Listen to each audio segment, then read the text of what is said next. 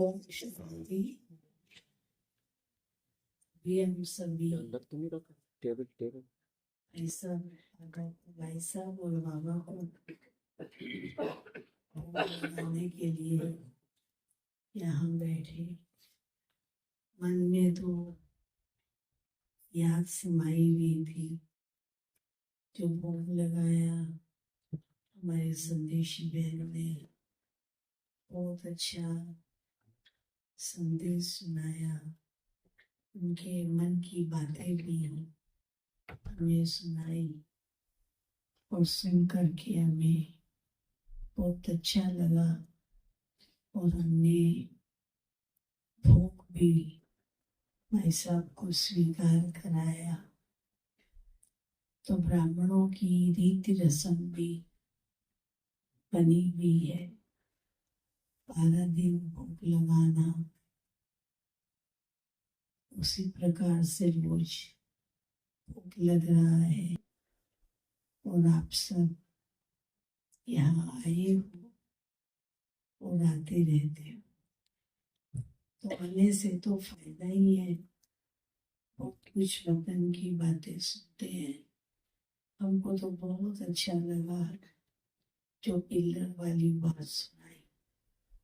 4 pillar पहले, 4 pillar बाद में। ये तो हम भी हमेशा सोचते थे। तो एक तो हमारे साथ रहे, सभी वतन चले जाएंगे तो संगम तो खाली हो जाएगा। लेकिन सबका पार्ट अपना अपना है। जो जैसे सुनाया अभी, तो एक बिल्डिंग जो खड़ी होती है वो 4 पिलर पे खड़ी होती है। तो बाबा कैसे हमारे पास छोड़ सकता।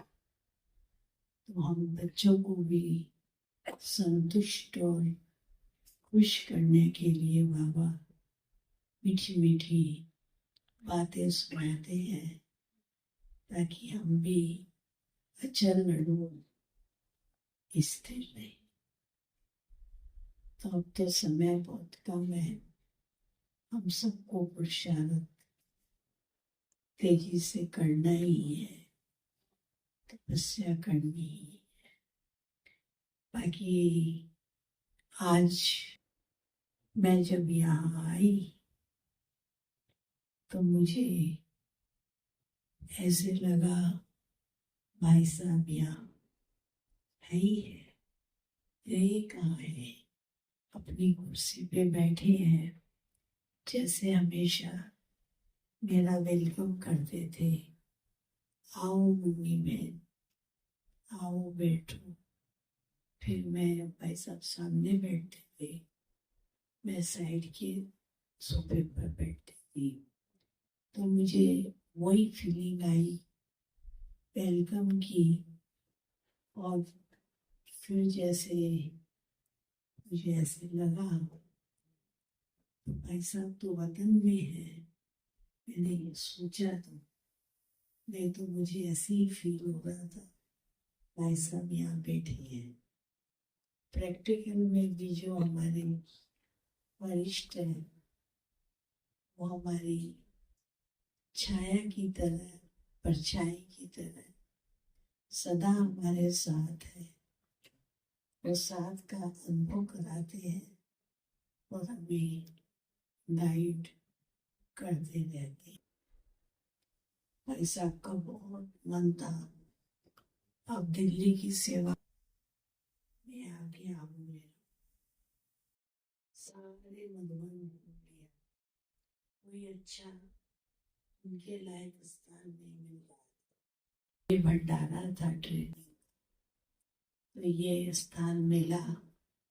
इसको रिनोवेशन करके भाई साहब इसमें रहे। भाई साहब बहुत त्याग मूर्त, तपस्वी मूर्त थे।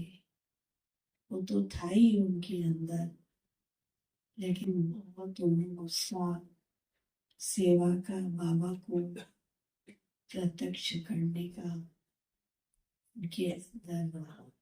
नहीं नहीं, प्लानिंग करना और बाबा का संदेश देना सभी को। हमने सुना है रात को 2 बजे उठ जाते थे और जो उनके मन में विचार आते थे लिखते थे। क्या है ऐसा अपना चार्ट कोई रखे जो इस प्रकार से सेवा के प्लान लिखे। तो भाई साहब को देखा है मैंने बहुत नजदीक से, तो बहुत रमणीक भी थे। साथ में हर प्रकार के आदर्श का एक रूप भी थे। बहुत पॉजिटिव थे।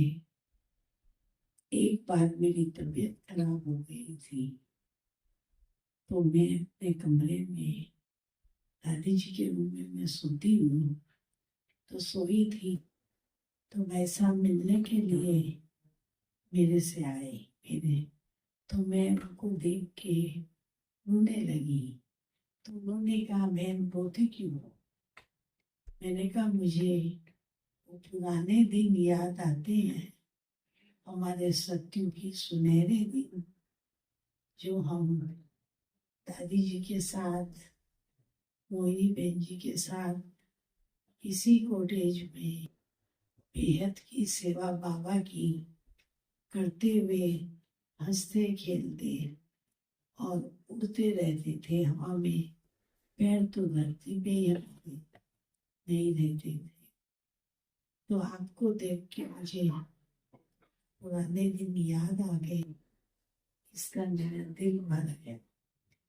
तो भाई साहब ने इतनी अच्छी बात कही, आप ये क्यों सोचते हो?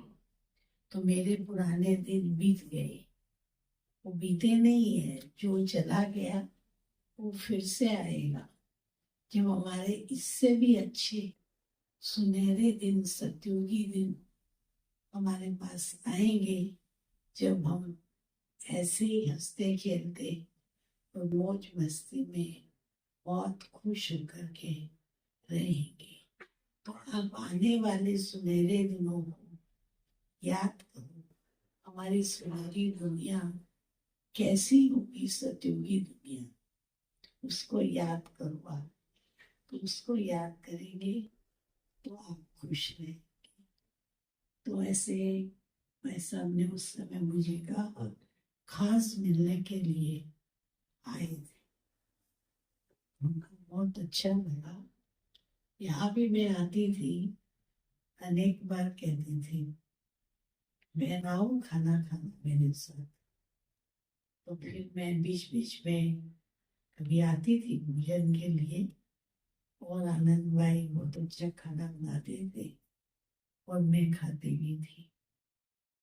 तो मेरे को भाई साहब का वो सब याद आता है दिल से।